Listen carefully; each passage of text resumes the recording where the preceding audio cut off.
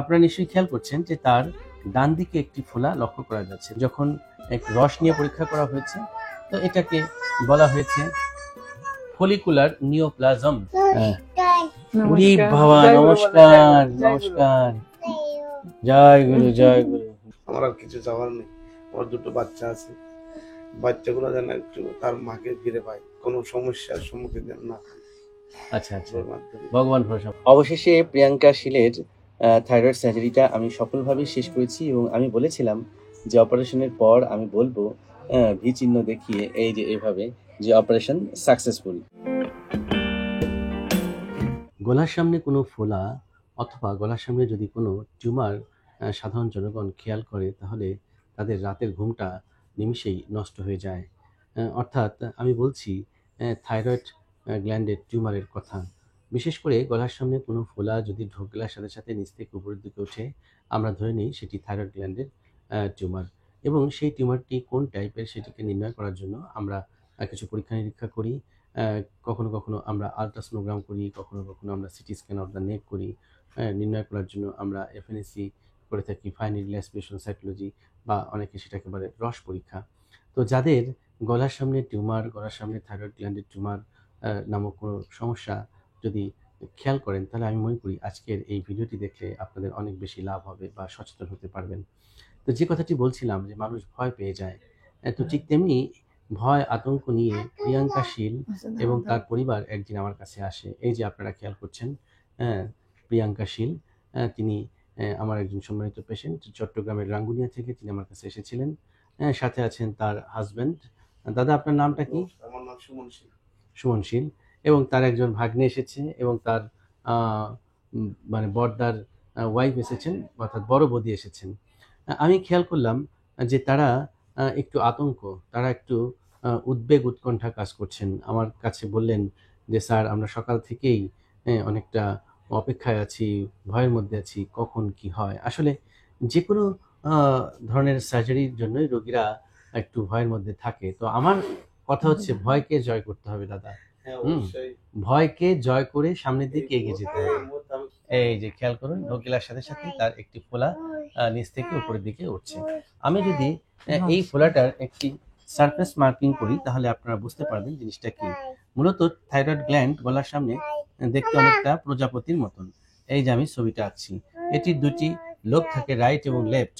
আপনারা নিশ্চয়ই খেয়াল করছেন যে তার ডান দিকে একটি ফোলা লক্ষ্য করা যাচ্ছে। তবে আলট্রাসোনোগ্রামে আমরা দেখেছি রাইট লোবে তার বড় একটা সোয়েলিং।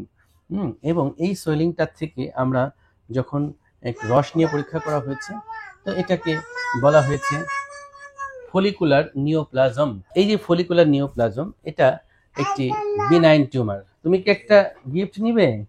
বাচ্চাদেরকে আসলে গিফট না দিলে বাচ্চারা ঠান্ডা হয় না। এই যে নাও মামা, দিয়ে দিলাম।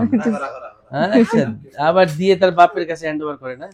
একটু কেটে দিব, দেখি দেখি তোমাকে একটা কেটে দিই। না না না, আমি কেটে দিচ্ছি, নাও কেটে দিচ্ছি। এই যে এইবার তুমি খাবে, ঠিক আছে? না, এই যে চেটে চেটে খাও। না না, এটা এটা এটা ধরে খাও। হ্যাঁ হ্যাঁ হ্যাঁ, খাও খাও খাও। ওরে বাবা, পুরোটা একবারে খাবে?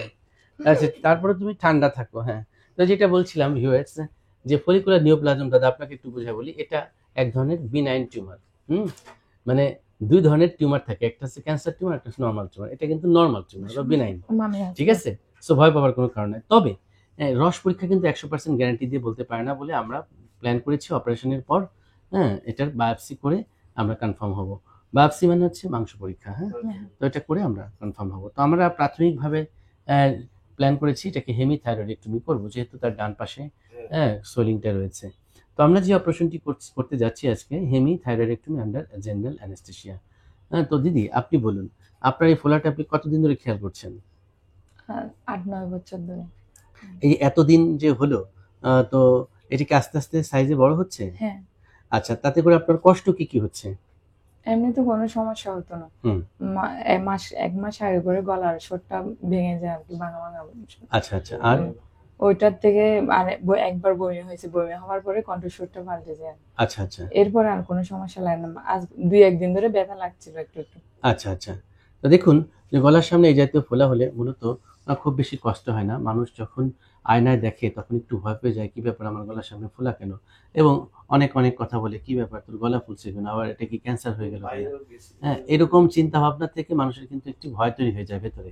তো তবে এটা যখন দিন দিন বড় হতে থাকে তখন কিছু উপসর্গ দেখা দেয়, বিশেষ করে যদি সেটা শ্বাসনালীর উপর চাপ তৈরি করে, সেক্ষেত্রে আহ, অনেক সময় দেখা যায় যে গলার মধ্যে একটা ইরিটেশন তৈরি করে, মানে গিলতে কষ্ট, অনেকের ভয়েসের পরিবর্তন হতে পারে। এবং এই টিউমারটার কারণে যদি তার থাইরয়েডের ফাংশনের কোনো চেঞ্জ আসে, অর্থাৎ হাইপোথাইরয়েডিজম অথবা হাইপারথাইরয়েডিজম, এই দুটা কন্ডিশন হয়, সেক্ষেত্রেও কিন্তু শারীরিক বিভিন্ন ধরনের প্রতিক্রিয়া দেখা দেয়।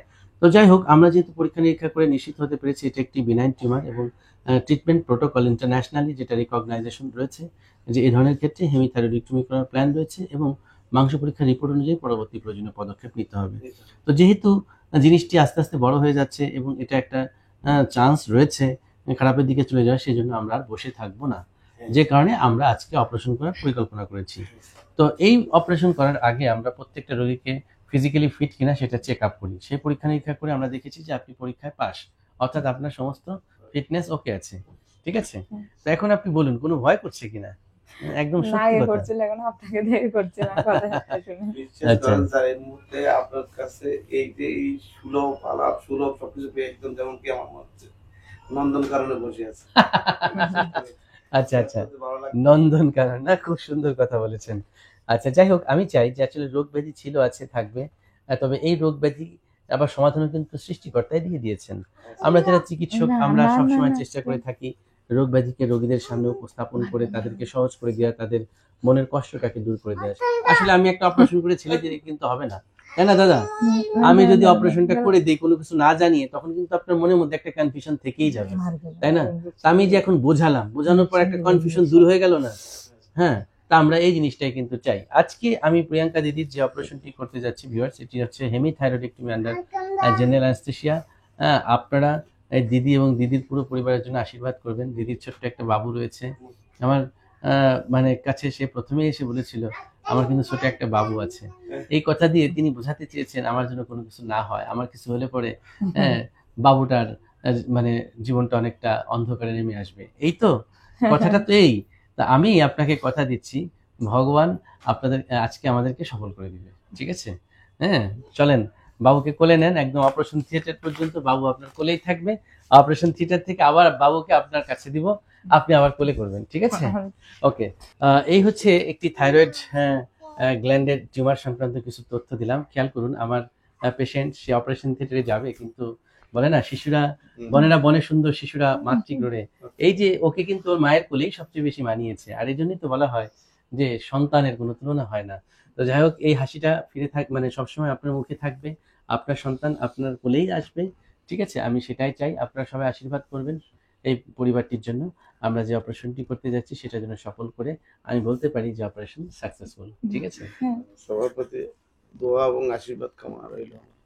আমার আর কিছু চাওয়ার নেই। আমার দুটো বাচ্চা আছে, বাচ্চাগুলো যেন একটু তার মাকে ফিরে পায়, কোনো সমস্যার সম্মুখীন যেন না হয়। আচ্ছা আচ্ছা, ভগবান ভরসা, ভগবান ভরসা। হ্যাঁ, উরি নমস্কার। বাবা, জয় গুরু বলো, নমস্কার, জয় গুরু। নমস্কার, জয় গুরু, জয় গুরু, জয় গুরু। এবার করবো শুরু, ঠিক আছে? আচ্ছা দাদা, আপনি কাঁদবেন না, আমি তো বললাম আপনার ছেলে আপনার কাছে থাকবে, আপনার স্ত্রী আপনার পাশে থাকবে, এটাই আমরা চাই। অবশেষে প্রিয়াঙ্কা শীলের থাইরয়েড সার্জারিটা আমি সফলভাবে শেষ করেছি, এবং আমি বলেছিলাম যে অপারেশনের পর আমি বলবো ভি চিহ্ন দেখিয়ে, এই যে এভাবে, যে অপারেশন সাকসেসফুল। তো সাকসেসফুল আমরা কেন বলছি, আমি একটু প্রিয়াঙ্কার সাথে কথা বলতে চাই। দিদি একটু চোখ খুলুন, চোখ খুলুন তো। হ্যাঁ, চোখ খুলুন, জিহ্বাটা দেখান, জিহ্বাটা দেখান। হ্যাঁ, ওকে, ভেরি গুড, ভেরি গুড। আচ্ছা বলুন, আপনার নামটা কি? প্রিয়াঙ্কা সিং। আপনাদের বাড়ি কোথায়? রাঙ্গুনিয়া। আচ্ছা, এই যে আপনি কথা বলতে পারছেন, এই যে আপনি চোখ মেলে তাকাচ্ছেন, এই যে আপনি জিহ্বা দেখাতে পারলেন, আপনার সমস্ত প্যারামিটার ভালো আছে, আপনার ভয়েস ভালো আছে। তো এই যে অপারেশনের একটি মানে কি বলবো, যে কমপ্লিকেশন হিসেবে ভয়েস পরিবর্তনের একটি সম্ভাবনা থাকে, তো সেই জায়গাটিতে আজকে আমরা সফল, ঠিক আছে? তো আপনার অপারেশন আমরা শতভাগ সফল করেছি, হ্যাঁ, এবং আপনার এখন থেকে আর কোনো প্রবলেম হবে না, ঠিক আছে? তো বাবু, আপনি কি এখন খুশি? অনেক খুশি স্যার। হ্যাঁ, আপনি খুশি? হ্যাঁ, অবশ্যই অনেক খুশি। দিদিমণি কি খুশি? অনেক খুশি স্যার। আচ্ছা, সবাই যেহেতু খুশি, এখন সেই সাথে আমিও খুশি, ঠিক আছে? আপনাদের এই আনন্দ দেখে আমার ভীষণ ভালো লাগছে, ঠিক আছে? Okay, take care and bye by.